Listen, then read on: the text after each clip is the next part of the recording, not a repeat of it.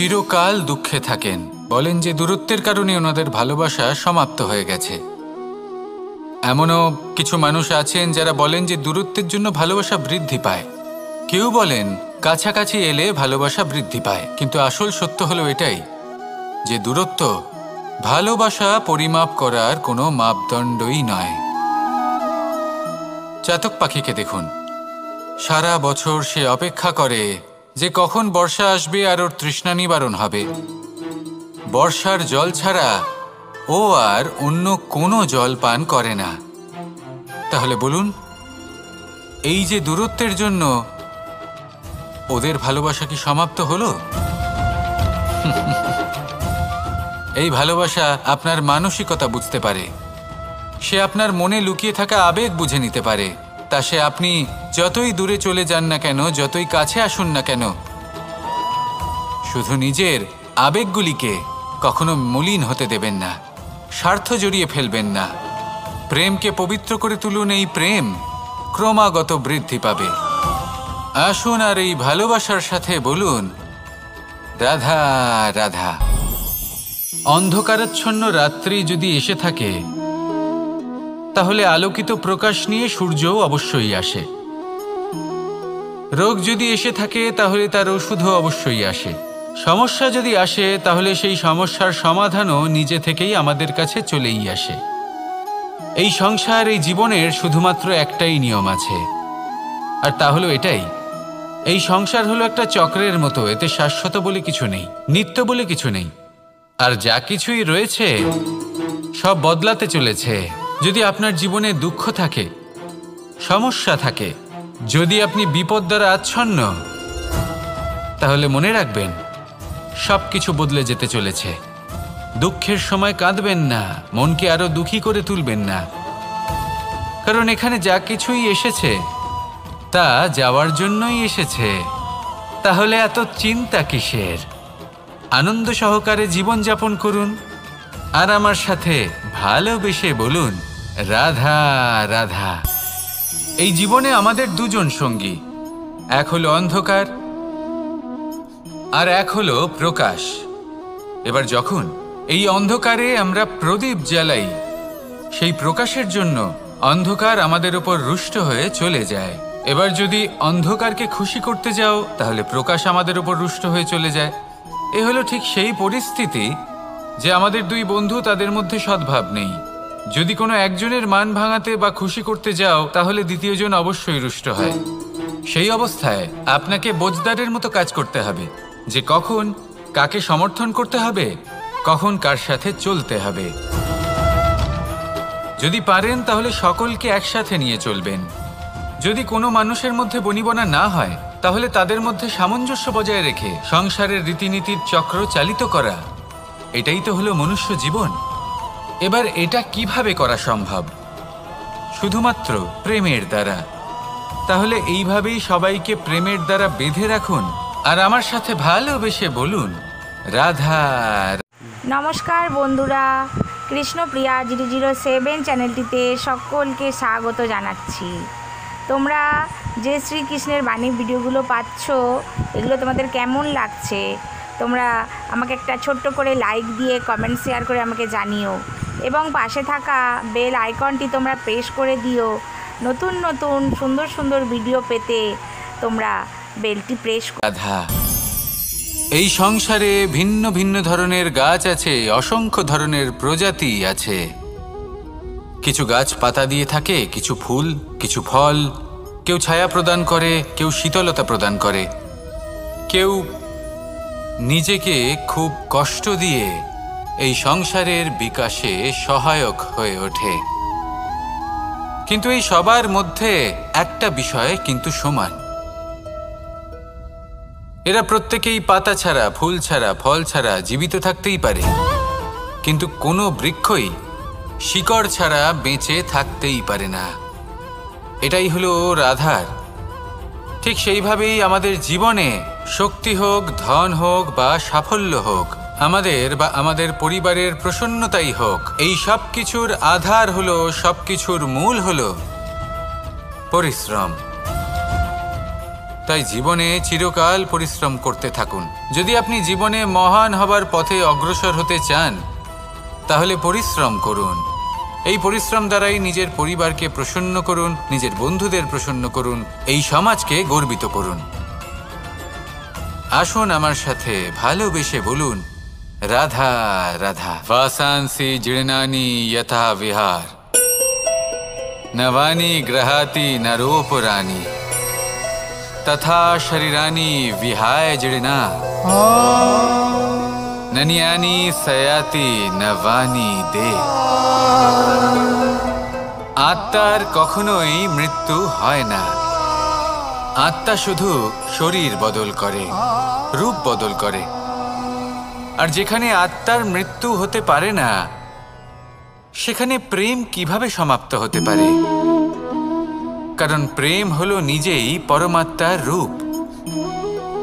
কখনো সে সীতার খোঁজে বনে বনে ছুটে বেরিয়েছে, কখনো সে রাধার প্রেমে বনকে বৃন্দাবন রূপে সাজিয়ে তুলেছে, কখনো সে কানাই রূপে গোকুলবাসীদের মন জয় করে নিয়েছে, আবার কখনো সে মাখন চোর নন্দলালের রূপে সবার মনে ভালোবাসার স্রোত বইয়েছে।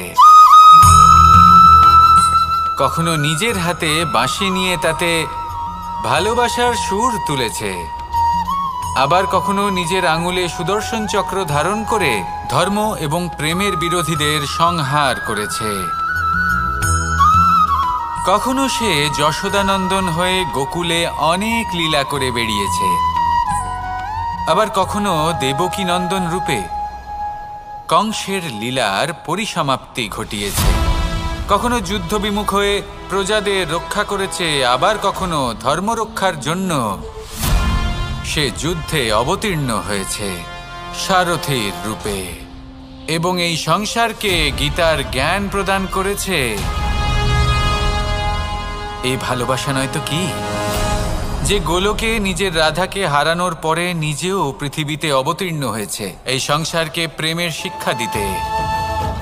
এই প্রেম ছাড়া আর কি যে বৈকুণ্ঠে নিজের লক্ষ্মীকে হারিয়ে সেই সংসারে শ্রীনিবাসের রূপে এসেছে, এই সংসারে নিজের ভালোবাসাকে পেতে এসেছে। এই প্রেম হলো অনন্ত, এর যাত্রা হলো অনন্ত, এবং এই প্রেম যার যাত্রার কোনো অন্ত নেই আর যার প্রভাব হলো সুগভীর, সেই পরমাত্মারূপী প্রেমকে এই প্রেম দূতের প্রণাম।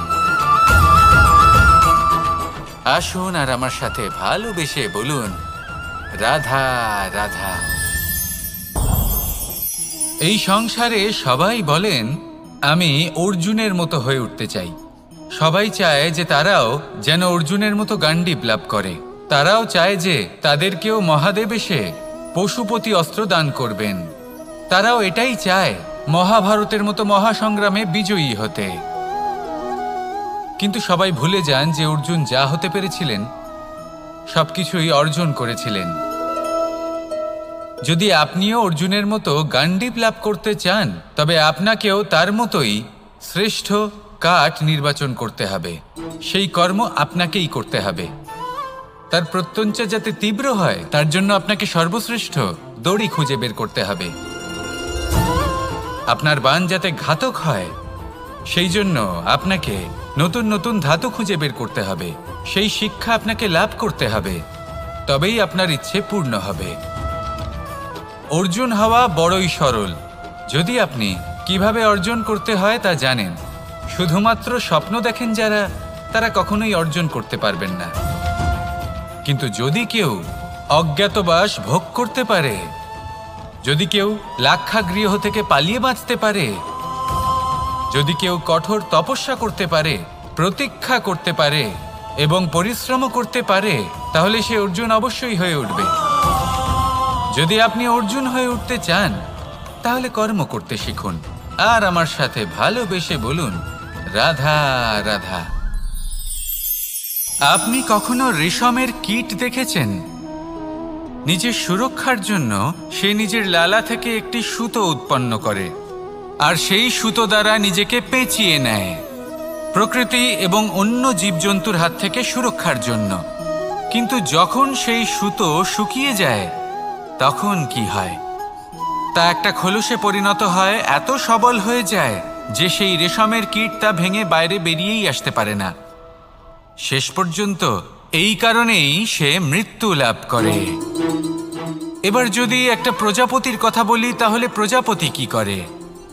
যখন সে উড়তে চায় সে নিজেই নিজের খোলস ভেঙে ফেলে, সে তার পাখনা মেলে আর তারপর সে আকাশে উড়ে বেড়ায়। এটাই হলো শিক্ষা আমাদের জন্য। যদি আমরা আকাশে উড়ে বেড়াতে চাই তাহলে আমাদেরকেও অন্তর থেকে সেই খোলস ভাঙতে হবে, অর্থাৎ নিজেদেরকে বন্ধন থেকে মুক্ত করে দিতে হবে। সুরক্ষার জন্য কোনো বাঁধনে জড়িয়ে পড়া এ হলো সবথেকে বেশি অসুরক্ষিত কার্য। জীবনে সুরক্ষার ভয় থাকাটা উচিত, কিন্তু তা যদি অত্যাধিক হয়ে যায় তাহলে তা আপনাকে এতটাই দুর্বল করে দেবে যে আপনি নিজেরই সুরক্ষার চক্র ভেঙে বেরোতেই পারবেন না। যদি আপনি নবনির্মাণ করতে চান তাহলে আপনাকে নিজের এই সুরক্ষা কবচ ভেঙে বেরোতেই হবে, সাহসের সাথে পরিশ্রম করতে হবে। আর যদি আপনি এটা করতে পারেন তাহলে আপনার উড়ান কেউ আটকাতে পারবে না। আসুন আমার সাথে ভালোবেসে বলুন, রাধা রাধা।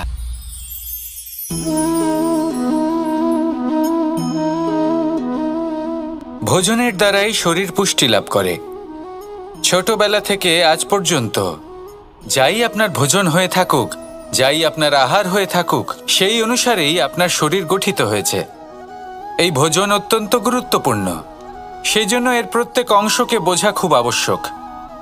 প্রথম অংশ, যে আমরা কি গ্রহণ করছি, এই ভোজন কোন স্থান থেকে আসছে সেটা বুঝুন। দ্বিতীয় অংশ, ভোজন কে বানাচ্ছেন। এই ভোজন সর্বশ্রেষ্ঠ তখনই হয় যখন মাতার হাতে তৈরি করা ভোজন হয়।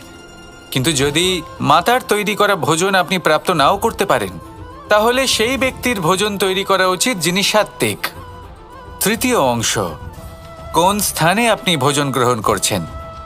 যে স্থানে আপনি ভোজন গ্রহণ করছেন তা সাত্ত্বিক হওয়া উচিত, তা হলো অত্যন্ত গুরুত্বপূর্ণ। এবং চতুর্থ সবথেকে গুরুত্বপূর্ণ অংশ, তা হলো এই ভোজন আপনি যার দ্বারা প্রাপ্ত করেছেন, যেখান থেকে প্রাপ্ত করেছেন, যে স্থানে বসে আপনি ভোজন গ্রহণ করছেন তার প্রতি কৃতজ্ঞতা প্রকাশ করুন এবং ভোজন পূর্ণরূপে সমাপ্ত করুন। তবেই এই ভোজন আপনাকে সুখী জীবন দান করবে, সুস্থ শরীর দেবে, আর এই মন তা সুপ্রসন্ন হয়ে বলবে, রাধা রাধা।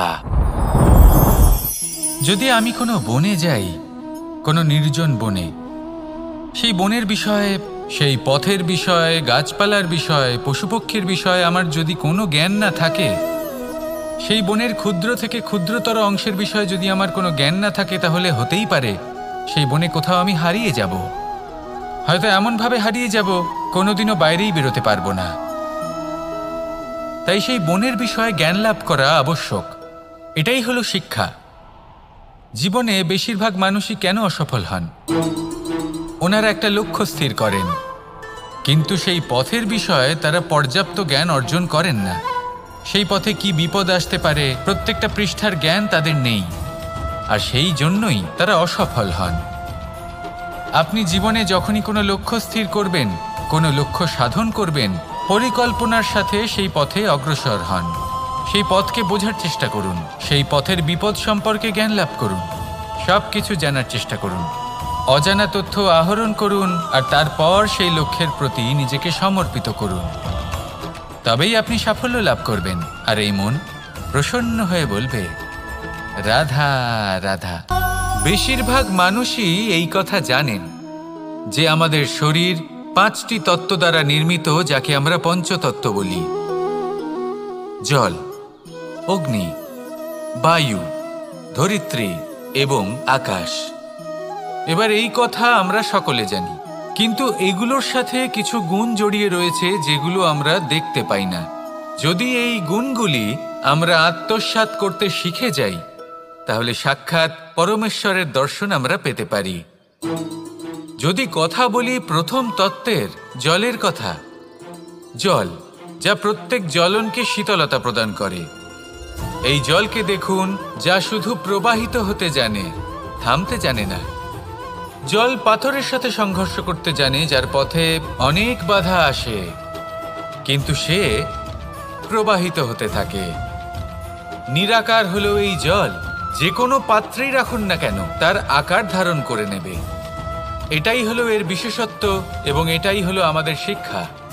কিভাবে প্রবাহমান থাকতে হবে, কিভাবে আমাদের থামলে চলবে না, তাতে আমাদের পথের মধ্যে যতই যেরকমই সমস্যা আসুক না কেন, আমাদের এই জলের মতোই নিরাকার হয়ে যে কোনো পরিস্থিতিতেই প্রবাহমান থাকতে হবে।